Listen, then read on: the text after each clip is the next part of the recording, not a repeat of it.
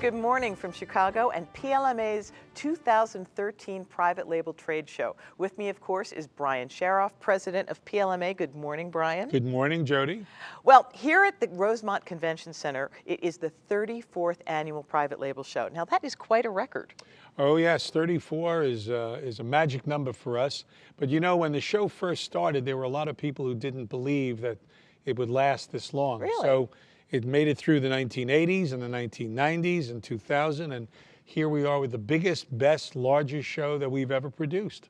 And we also have our team on hand ready to report on what you'll find on the show floor this year. Michael Sansolo will be tasting and testing his way through food products and packaging that catch his eye. Now, on the non-food side, Bob Vosberg will be on the lookout for innovations in home and health categories. Kurt Goldschmidt will be at the Idea Supermarket with reports on what's new for retailers around the world.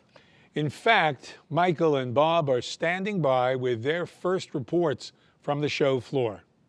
Hey Jody, the exhibit floor is open, and like every year, boy, you got to get down here. There are all kinds of products to see, to smell, to taste. There's people everywhere, and this year there's a couple of interesting things going on. There are a couple of new countries that have booths here, and the Sky Hall, well, I think it has doubled in size. So you got to come out and join me. But let me show you some of the stuff that I found really quickly out here on the exhibit hall. First, I was at a company called Antares. Now, they're in booth 3619, and they've got products that are both healthy and easy to make. Takes care of two of the big trends we see. This one, Farotto.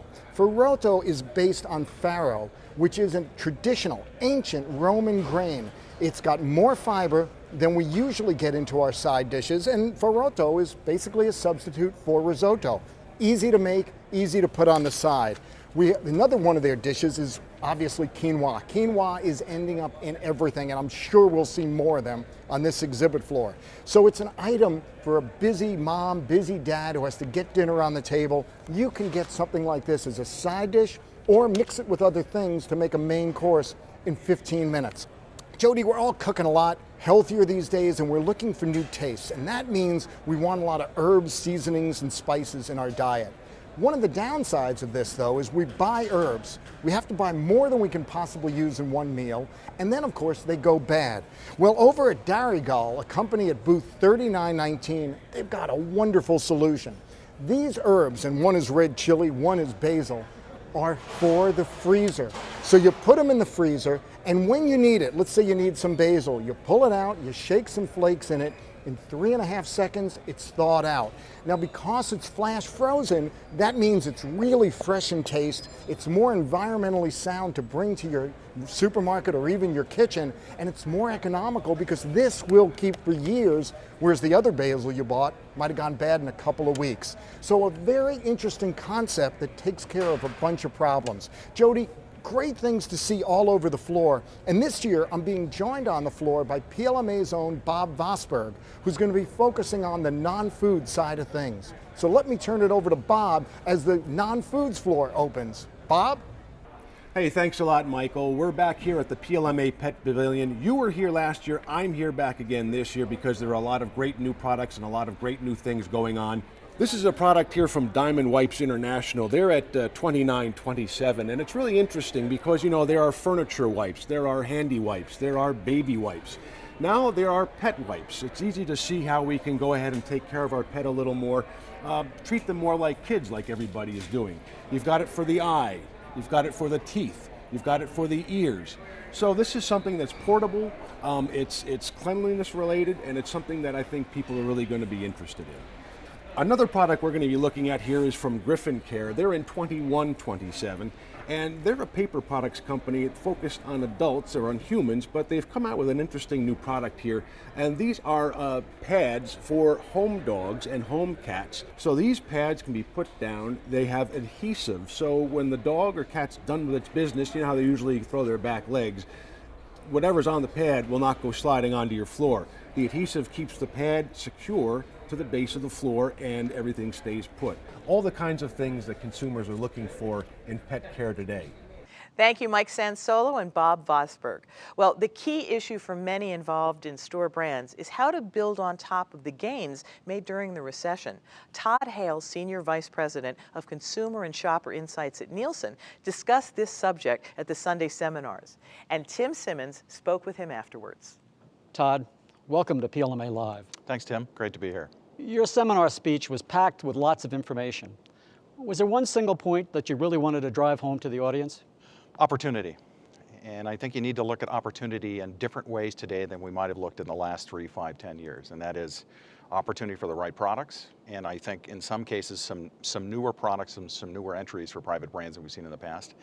And opportunities for certain consumer groups, whether it's multicultural consumers or consumers who are strapped for cash today and in the future. And also really taking a hard look at the people who matter most to private brands, and that is the real big spenders in the industry. You also talked about categories and how you thought that private label marketers need to rethink their approach to that. What, can you elaborate? Yes, there are, private label today has been skewed to a lot of large commodity-driven categories, big sellers that drive a lot of revenue, a lot of sales, a lot of profits for private brands. But some of those categories are losing some relevance. Consumer demand is down. When you think of a category like milk, the breakfast occasion is down. Cereal consumption is down. And since we've relied so heavily on that category in the past to drive private brand sales, how can we find new categories to offset revenue losses that we might get in the future from milk and other large private label categories that have lost some relevance? Any ideas what might be good categories? Certainly non-edibles come to mind first, but you got to be careful. Whether they're non-edibles or edible categories, it's who else is in the category. You know, the marketing might and muscle that brands have in some categories like carbonated soft drinks and beer and candy have made those categories a little bit less developed in terms of private label. Not that some retailers haven't done well in those categories, but I think you need to look at the categories specifically, how big they are, how they're growing, how you can source the right product, and how it matches the kinds of shoppers that you're going after. As you move into these categories where the national brands are stronger, how are the national brands reacting? Well, I think you're going to find more brands today recognizing that private brands are not going away. So I think this notion of collaboration is more in the minds of brands today than ever before. So they recognize that they have to learn how to live with private brands. How can they help retailers grow total categories, total store with both brands and private brands? I think that the really innovative brands are thinking that way, and the real innovative retailers are thinking the same way as well. 2013 is almost over and 2014 is around the corner. What do you think the outlook is for private brands in the coming year? Is it going to be much different? Well, I think it could be much different, and I think that's one of the things about my presentation was I think a lot of people thinking back in 2008 and 2009 with what they saw, the great growth in that year, why it hasn't grown faster over the last 4 or 5 years, private brands. And I think it's recognition that you have to work a lot harder today, that you have to really understand your shopper, understand the market, and do some research to make sure that whatever you're putting out in the marketplace is something that's going to sustain a business for the long term. So I guess if I had to recap, I would say that you're saying there's opportunity, but you have to work harder. Without question. Okay, Todd, thanks so much. Thanks, Tim. Well, the show is in full swing, and it all starts with registration. The advertising campaign hit the trade press beginning in September. Emails went out to past attendees. Telephones rang with hundreds of requests from new registrants. So how does the registration team handle all of this? Well, I took a few minutes yesterday to visit the registration counter and see just how they're all coping. I'm here with Jerry, who has been doing this for how many years now? 12 years. And what is the one thing I need to get past you and into that exhibit hall? You have to have a badge. And if I don't have a badge? You have to go to registration and get one. Which is our next stop. I'm in front of registration with Virginia Paris and Kara Watts of Cuisine Solutions, and you guys just registered, yes? Yeah, it was really easy, about 45 seconds in and out. 45 seconds? Yes, very quickly. So basically I could hold my breath and you'd be done registering. Absolutely. We're almost in registration, but April, what exactly is your job? My job is a line monitor, and my job also is to get everyone through the lines quickly and efficiently so that they can go and register. Good morning, everyone. If you could go to counters 1 or 2 for exhibitors, thank you. So they just got the prettiest, nicest looking person to do that, right? No, not necessarily. Counters 1 or 2, please. I do my job really quickly, pretty is just a bonus. Oh, there you have it. April Yay. telling us that her pretty is just a bonus. It's a bonus.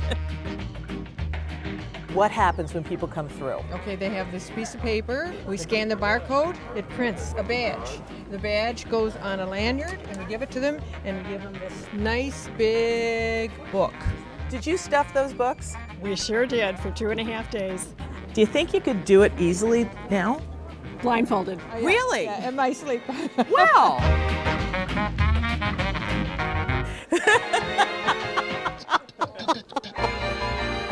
So I want to see just how fast we can get this registration done. So here's my business card. This is your ID. You do recognize me, don't you? I will print your thing up right away. Here's your badge. Thank you so much. So for the crack team here at registration, we just have one thing to say. Welcome to PLMA! So as you can see, I have my badge. I'm ready to walk to the exhibit halls. And as my company says, that's all, folks. Bugs Bunny? Well, that was the calm before the storm, you know. They tell me that more than 5,000 people were processed this morning alone. Well, it is a big show, and I certainly would recommend pre-registering rather than just flying into Chicago and coming to the hall. On the other hand, the registration team is doing a great job, and everything looks very efficient. You're absolutely right. Well, day one is definitely underway. I thought it would be interesting to get the perspective of a veteran exhibitor. Edward Salzano was at the helm of Ledestri's booth for nearly 3 decades. Edward, how are you? I see you're down in the lobby. Let me ask you a question. What are exhibitors looking for on the first day of a show? Brian, what the exhibitors are looking for the first day of the show are buyers. So without the buyers, there really is no PLMA show. But in order for the buyers to feel comfortable when they come to the booth, the exhibitor really has to be prepared. A lot of time and effort goes into the preparation. The exhibitor has to make sure that his samples are ready, his collateral material is ready, and his staff has a smile on their face and just ready to welcome the buyers. Edward, do most exhibitors wait for retailers to come to them, or do they set up appointments in advance? The seasoned exhibitor, the smart exhibitor, never waits for the buyer to come to them. They prepare months in advance. They make sure that they send out invitations. They make sure that they have something special in those invitations to talk about, a little tease that wants to get the buyer to come to their booth. Make sure you put the booth number in. Can't tell you how many people forget to put their booth number in the invitation. And if you have something, make sure when you're talking to the buyer in that correspondence that you deliver when they come to the show. The other thing that's really important is make the buyer feel that your time is as special as their time. So when you ask them to set an appointment, give them a range of time. This way they know that you're busy and that you want to make sure that you'll fit them in when they can fit you in. That communication is very important.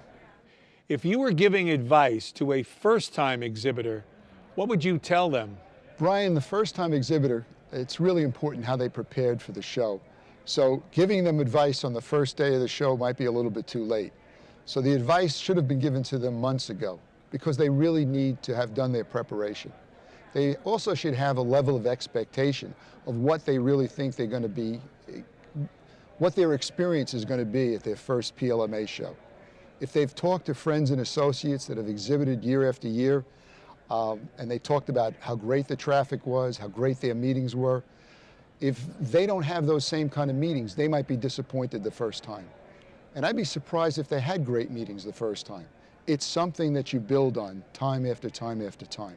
So patience is important, preparation is very important, and you really have to make sure that you have something relevant to show the buyers. Thank you, Edward. Thanks, Brian. And thank you all so much for watching. We will be back this afternoon with another edition of PLMA Live. I'm Jody Daly. And I'm Brian Sharaff, and thanks also to Myra Rosen, who broke a leg and is now living in Cleveland, Ohio, watching, we hope, and coming here next year to see the show live with us. We miss you, Myra, and we'll see you all later.